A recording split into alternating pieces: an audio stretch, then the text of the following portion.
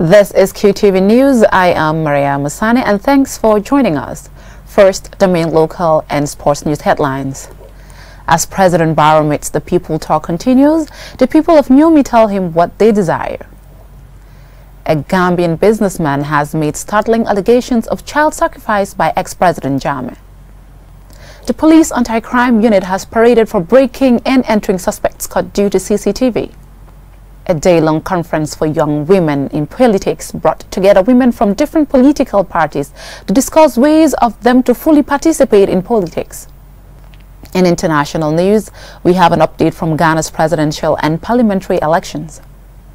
In sports news, African football's governing body launches a 20-person pilot for professional referees. The North African zone qualifiers for the Under-20 AFCON in Mauritania are due to kick off next week. Now the local news in detail. Stay with us.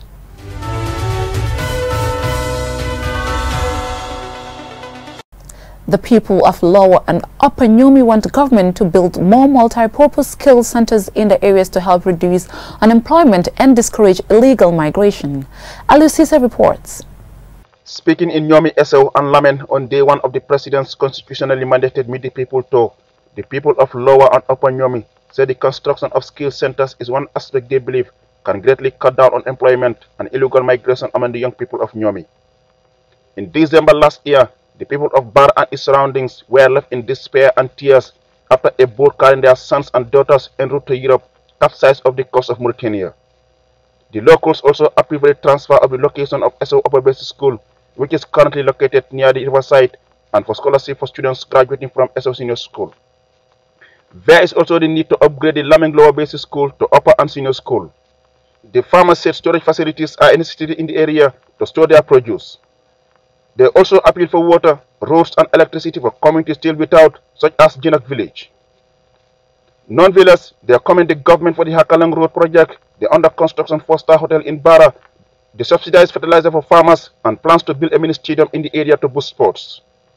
President Barrow said the tour is meant to have dialogue with the people to know their needs with a view to addressing them gradually. He used the meeting to advocate unity and oneness among Gambians for the development of the country. He renewed his government's commitment to respond to the needs of the people, irrespective of political affiliation. While acknowledging the support of development partners, President Barrow said the development of the country requires all of us to work collectively. He reveals that his government has secured community ambulances to better serve the communities to enhance effective health service delivery. On electricity, he informed the people that his government plans to achieve universal access to electricity by 2025. Doko bede keno la nyola de. Abede keno la lum killing. Abede keno la wati killing. Bari killing. The Gambia be doku la de. Musa Drame, Lands Minister, urged the people to avoid giving out their lands to so-called investors. Bakari Baji, Youth and Sports Minister, revealed plans to build a mini stadium in Nyomi. Claudiana Cole, the Minister of Basic and Secondary Education, said a portion of land has been identified to where the Esau Upper Basic School will be moved. She reveals that the process of property transfer is on. Hamad Nkeba, Minister of Tourism, urged the people of Nyomi to vote massively for the President in appreciation of the numerous projects.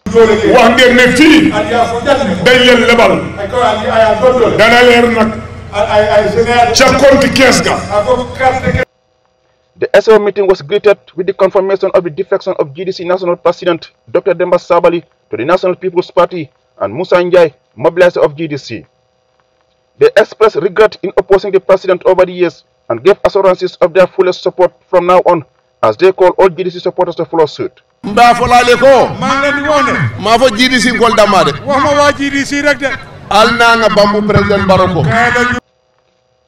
confessed that some of the criticism directed at the president were just meant to score political support. Reporting for QTV News, I am Aliu Sise. Gambian businessman Silaba Samate on Tuesday told Truth Commission that ex-President Jammeh used babies for human sacrifice. The witness was testifying on his victimization at the hands of the NIA. Qtv's Ansumana Esonyasa reports. Arrested in 2010 on allegations of selling drugs in the name of ex-President Jammeh, Silaba Samate on Tuesday made several startling allegations against the former president, alleging that while in detention at the now-defunct National Intelligence Agency, he was victimized on many occasions as he was subjected to a series of torture sessions. and he went on to reveal that while at the NIA headquarters, he was on 3 occasions asked by one Fali Jabang, a state guard soldier, to carry boxes with moving items, which he later found out were babies. Asked about the babies, the witness says Mfali confided in him that the babies were used by the former president as human sacrifice. He didn't mention the hospital, but he said that some women who pass away during delivery, during childbirth, or delivery, they pick those people's babies. Then from NIA, yes,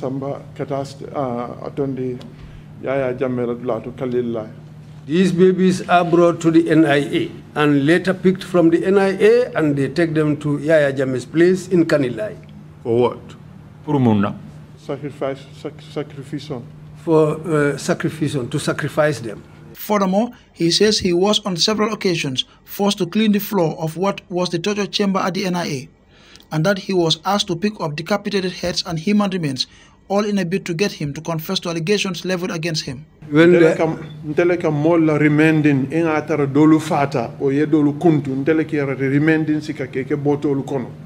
sometimes after they deal with people, for example, if some die during that torturing session, it is me who will pack them up, because sometimes they cut people. I will take those pieces and put it in a bag. It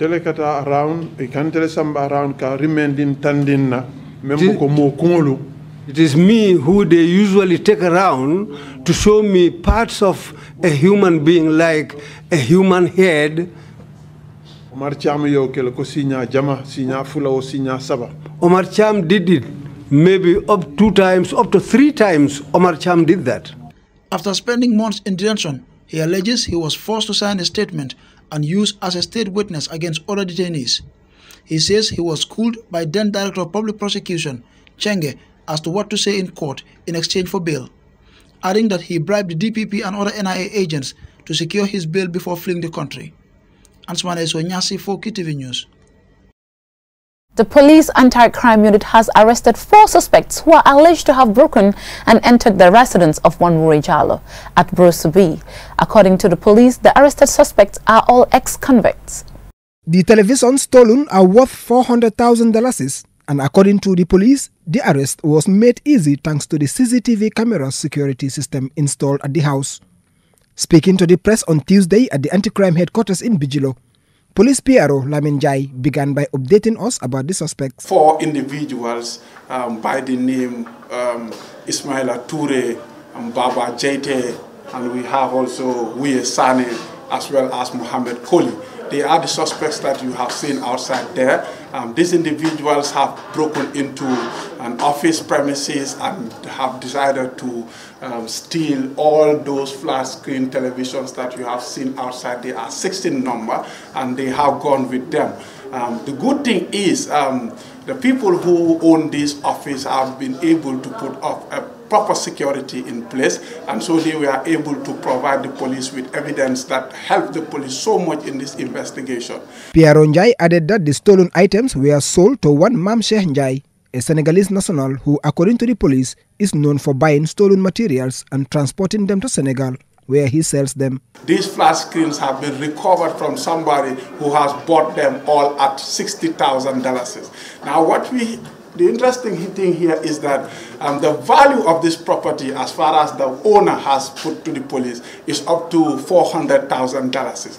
But when we investigate, we realize that this person who bought it from the boys only bought it at the cost of $60,000. We do have in record that most of them have previous convictions, which means they are ex-convicts. So we have that in record. Most of them, we have reviewed their files and have realized that through our criminal records office, they have already got previous convictions. This is the latest break-in and entering that the anti-crime have intercepted thanks to the security system of the house that was targeted.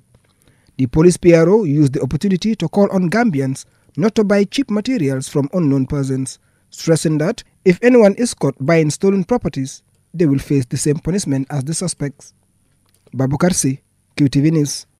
We will take another short break and we continue with local, international and sports news when we return.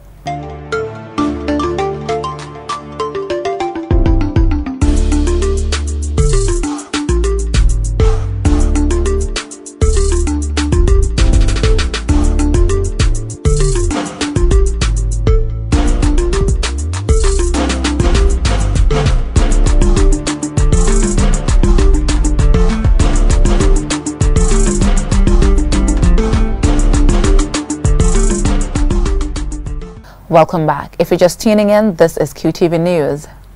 An NGO called Ngui Mam Eye Care Association has provided the free eye care services and treatment to Gambian women in mining in Buffalo to Branch 2 village.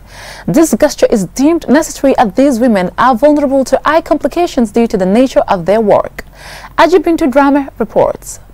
Celebrating their one-year anniversary, the Gaimam Eye Care Association deemed it fitting to give their services to these vulnerable women who are prone to eye care complications. These women go through ample tests, given drugs or are given prescriptions if necessary. In addition, other women within the community also joined in the process.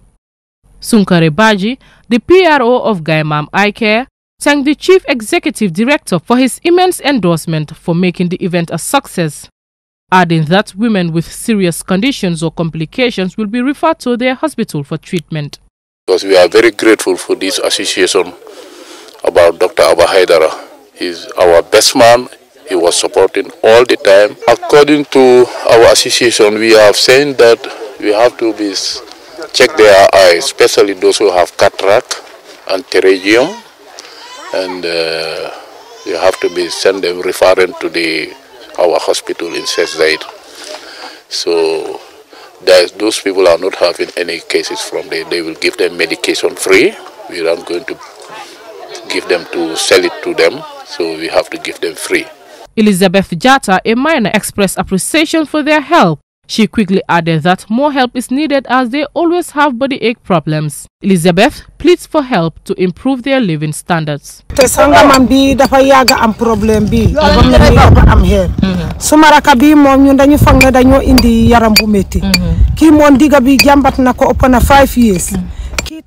My left eye has been having a problem for quite a while now. My sister thought they brought medication for body pains because we have been experiencing body aches, especially our waist, for more than 5 years now. We really need help.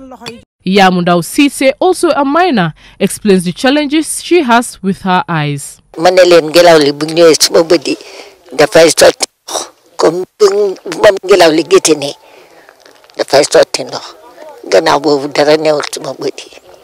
I told them when it's windy, my eyes exude tears. This only happens when the wind disturbs me. Aside from that, I am fine, but they have given me medicine for that. Fatima F. Sose Jalo, the president of the Association of Gambia Women in Mining, says projects are in the pipeline to provide for these women needs. Did some sensitization and we know their problems, and the organization is trying to ensure that they are empowered with regards to their problems. Yeah. We try them by trying to get them some equipment to enlighten their work and also to build some infrastructure, because they don't have toilet facilities and cooking, and in most times they spend all their times in all of their time in the quarry, so they need all these facilities. These women need more to be done for them, as they explain how excruciating their jobs are in order to cater for their children. At least 90 women will be tested at the end of the program. Ajibintu Drame, QTV News. The Gambia YMCA, in partnership with Finland YMCA, on Tuesday began a 2-day convergence on youth, peace and security issues as part of its 4 years Walk for Peace project at the YMCA Conference Hall on MDI Road in Kanifing. Amar Prijalo has the rest of that story. The 2-day meeting under the theme Civic Responsibility Towards Peace Building seeks to address youth's peace and security issues and combat irregular migration through civil responsibility and participation. It hopes to do this by influencing government to create more job opportunities and involve youth in decision-making processes. Speaking at the ceremony, the National General Secretary of the Gambia YMCA, John Charles Njai, said for so long, African youth, including those in the Gambia, had been used by politicians as subjects and agents of violence. He called on the participants never to be part of problems, but instead try to always be solutions to problems in our communities and the country as a whole. We want you to be empowered economically. We want you to have space to speak. So when you speak, the people around you will listen. And the only way we feel this can happen is if we empower you. Pass on knowledge, pass on expertise, bring people to speak into your lives so that you will see life from a broader perspective. Priscilla Don, the Director of Programs at the Gambia YMCA, said the conference will seek to increase awareness and promote youth rights and participation in every level of decision-making. She went on to say all stakeholders will be provided with the platform to hear each other out and come up with ways of promoting youth participation and livelihood creation through advocacy and engagement with policymakers, duty bearers and right holders. It is our collective duty as duty bearers and right holders to be part of the process towards peace building in our homes, in our communities, in the world and our nation. As youth, we are never too young to hold people accountable. By so doing, we become today's and tomorrow's responsible citizens who are willing and ready to make the change that they wish to see. The chairman of the National Human Rights Commission, Emmanuel Juve, called on the participants to familiarize themselves with all the human rights given to them by the Constitution. However, he reminded them that every right has a corresponding responsibility, and therefore they must fulfill those responsibilities as citizens. He advised them to take the discussion seriously and share the knowledge gained with friends and family. We may even belong to different political parties, different political leanings, but we must have this culture. We must cultivate this culture of respecting each other's views. Mustafa Sonko and Joyner Foster, both participants, are hopeful for an interactive and educative session at the end of the 2 days and promise to share the knowledge they gain. We want to see a cabinet or a national assembly where the youth are plenty, where the youths will be able to raise their voices. My individual responsibility is to sensitize the youths of the Gambia, for them to be knowledgeable, to participate and to vote so that they know who is in position and who is in charge of their lives and their future. Since being established in 1979, the Gambia YMCA has been involved in youth-related and development activities. It has branches in every region of the country. Its overall aim is to continue to help develop the potential of our youth so that they will be empowered with the necessary skills to be able to live and operate in a global context. Reporting for QTV News, I am Amar P. Jallo. A day-long conference for young women in politics across the country was Tuesday organized by the Gender Center for Empowering Development in partnership with UNDP and NYC. The annual event brings together women from different political parties to discuss and pave the way forward for them to fully participate in politics. Lale M. Kamara has more. The theme for this year's annual conference is promoting inclusive politics, giving young women the chance to lead. According to the organizers, the event is important and timely as the country will soon enter into elections come 2021 and young women should be prepared to take key positions in moving their agenda forward. Lala Ture, GenSed country coordinator, gives a brief history about GenSed, stating that they are an NGO operating in about 7 West African countries, including the Gambia, and according to Ms. Ture, their activities is to promote the political representation and participation of young women, to ensure they address the low representation of young women in the national political process, among other things. The first event was held in 2018. Since then, they have endeavored to continue holding it every year. They are hopeful of a fruitful beginning. This will be the beginning of a journey that will bring massive opportunities to young women and also promote inclusive democratic practices and political processes in the Gambia. In her opening statement, Lala Jaite, Deputy Permanent Secretary at the Ministry of Women, Children and Social Welfare, described the conference as timely, as women are key indicators in our National Development Plan, while highlighting some of the efforts made to harmonize the protocols and conventions in national policy to ensure fairness in the decision-making process. According to her, women still battle with low representation in politics. In the cabinet, 20% are women, 9% in National Assembly. If you look at the 128 ward councillors, only 8 are female. That's 6.25% compared to the 93% which are males. Ma'am Lisa Kamara, female representative, National Youth Council, stated that despite the women and girls constituting 52% of the Gambia's population, they are still marginalized and underrepresented. The conference is expected to build the capacity of aspiring young women in politics, discuss challenges, aspirations, as well as provide a platform for experience sharing and networking with a view to promote and support the young women's political leadership and participation in the Gambia. Honorable Omar Sise, National Assembly member for Nyamena East, says the narrative should change and that young women should take up the mantle and lead in key positions in politics. We must not underrate ourselves in the first place, but we must show our commitment. We must show the world that this is something that we can do, and we are ready to take the challenges whatsoever that might appear by the way. Aminata Sonko, a participant, acknowledges her fellow young women for coming together despite their differing political affiliations for a common goal. While she thanked the organizers, she also emphasized that women, especially the young, should take part in politics and take key positions to be able to defend their policies at the highest level.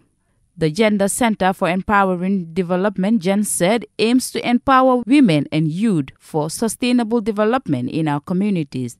They also aim to help increase women's participation in the country's decision-making and governance processes. For Qtv News, Lolly M. Kamara. We will take another short commercial break, and we have international and sports news when we return.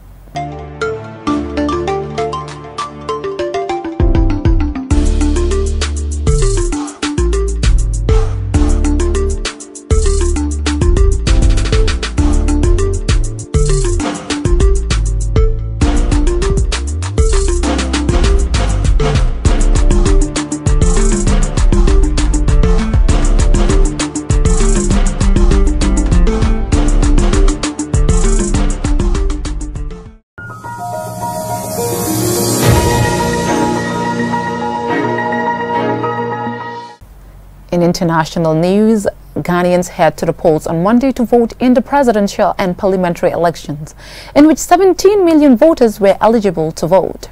Referred to as one of the champions of democracy in Africa, the West African nation has 12 candidates vying for the hot seat.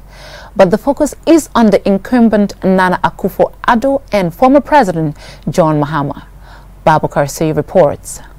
Voting has ended in Ghana's 10th presidential and parliamentary elections, in which more than 17 million people were eligible to vote. The race is a close fight between incumbent Nana Akufo-Addo of the New Patriotic Party (NPP) and the long-time opponent John Mahama of the National Democratic Congress Party (NDC). There are a total of 12 candidates running, including 3 women, but the contest has focused on the 2 political heavyweights, Akufo-Addo, 76, and Mahama, 62, who have faced off twice before for Ghana's highest office. Akufo-Addo won in 2016, replacing Mahama, who won office in 2012. Reports monitored on Tuesday morning suggest that the election on Monday passed off largely peacefully, but local media in the central region say a group opened fire at one polling station, injuring 2 people. Local media says the ruling National Patriotic Party (NPP) is leading in the parliamentary polls, but Mr. Mahama's National Democratic Congress (NDC) disputes this. More than 17 million were registered to vote at more than 38,000 polling stations around the country, with polling stations divided up so that lines are shorter amid the coronavirus pandemic. Voters are also casting ballots for 275 seats, for which 918 parliamentary candidates are vying. Polls closed after the vote on Monday, with some remaining open a bit longer to accommodate lines. Results are expected within the next 2 days. The Coalition of Election Observers has said in its preliminary situational report that the arrangements put in place by the Electoral Commission for the setup and opening of polls were adequate for most polling stations. Ghana has held peaceful, free, fair and transparent elections for nearly 2 decades. This will be the 8th consecutive election since the country's return to multi-party democracy in 1992. Many eyes are on this election as a test of democracy after elections in regional neighbors Guinea and Ivory Coast saw leaders hold onto power for 3rd terms after constitutional changes that have been strongly contested by opposition groups. President Akufo-Addo voted in his constituency at Kebbi in the Eastern region. He said that reports of the electoral process pointed to a fluid and peaceful process, and he was hopeful that the contest will progress that way, according to Ghana News Agency. Former President John Mahama voted in his Bol constituency and described the process as simple and very smooth, though he said it was too early to make a clear assessment, given some reports of difficulties in other parts of the country.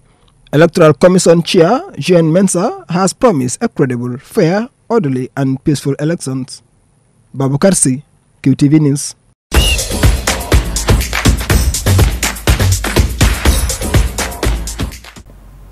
In sports news, the Confederation of African Football (CAF) has taken the first step in professionalizing referee on the continent with the selection of a pilot group of 20 referees contracted for 1 year. More in this report. An Egyptian referee was invited to the 1934 FIFA World Cup as the first African referee ever to officiate in the global showpiece, but he never got the chance to blow a whistle in any game. The closest he got was making just an appearance in the qualifiers match between the United States of America and Mexico a few days before the World Cup kicked off. It was until the 1966 FIFA World Cup in England that we would see a referee from Africa officiating in a World Cup match. That man was Egyptian Ali Kandil, who refereed the 1-1 draw between Chile and North Korea in Middlesbrough. The first African referee to make it all the way was the late Moroccan Saïd Belguala, who was in charge when France beat Brazil 3-0 to win their first ever World Cup title at Stade de France in 1998. It was a memorable match as it saw a dramatic delay where Ronaldo was omitted from the Brazil team, circulated to the press and then reinstated. So far, no other African has been selected to officiate at this prestigious occasion. As football evolves, witness the use of technology such as video assistant referee (VAR), African football has to move with the times. To keep up, the Confederation of African Football (CAF) has decided it needs to have professional rather than part-time referees and has started a pilot program with 20 referees contracted for a year to professionalize refereeing on the continent. 18 male referees and 2 female referees have been selected. Among them, the Gambia's Bakary Papa Gassama, the 41-year-old, has been voted Africa's best referee on 3 occasions. Others include 41-year-old Jani Sigakwe of Zambia, who was one of the referees for the 2015 Africa Cup of Nations. He refereed the 2016 FIFA Club World Cup final in Japan and the 2017 Africa Cup of Nations final in Gabon. He also officiated at the 2018 FIFA World Cup in Russia, making his debut in the Belgium vs Panama group game. That match also saw him going into the record books as the first Zambian referee to officiate a game at the FIFA World Cup finals. Also selected is 38-year-old Sidi Olum Olum from Cameroon. He has officiated at 5 editions of the Africa Cup of Nations and was the referee for the 2019 final. Olum has also officiated at 2 editions of the FIFA Club World Cup, 2 FIFA Under-20 World Cups, and the 2011 FIFA Under-17 World Cup. Mamudu Gajaga, QTV News. Before we end this edition of the QTV News, we have a breaking news that just came in. African football's governing body has ruled against Gambia for an incident involving Gabon in recent AFCON qualifier. On their arrival, the Gabonese national team players were stranded at the airport for more than 5 hours, meaning that the whole Gabonese team delegation spent the night sleeping on the airport's floor. The Gambian Federation did not comply to the loyalty, integrity and sportsmanship values and rules of fair play concerning the reception of the Gabonese delegation.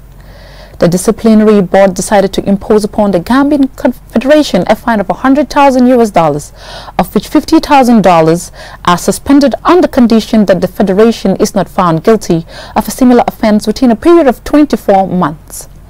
In connection with the same match, Mr. Pierre Aubameyang has publicly published offensive and degrading material that undermines the honor and image of the Confederation of African Football. The CAF Disciplinary Board has decided to impose a fine of $10,000 for the breach of values of sportsmanship and integrity on the Gabonese Football Federation for the regrettable behavior of the player. Before we end this bulletin, let's have a quick reminder of our main stories. As President Barrow's Meet the People tour continues, the people of Niamey tell him what they desire. A Gambian businessman has made startling allegations of child sacrifice by his ex-president Jammeh. The police anti-crime unit has paraded for breaking and entering suspects caught due to CCTV. A day-long conference for young women in politics brought together women from different political parties to discuss ways for them to fully participate in politics. In international news, we had an update from Ghana's presidential and parliamentary elections. In sports news, Africa's football governing body has launched a 20-person pilot for professional referees. The North African zone qualifiers for the Under-20 AFCON in Mauritania are due to kick off next week. That's all we have for you in this edition of the QTV News. Do stay tuned and enjoy the rest of our programs. Thanks for watching. Have a pleasant night.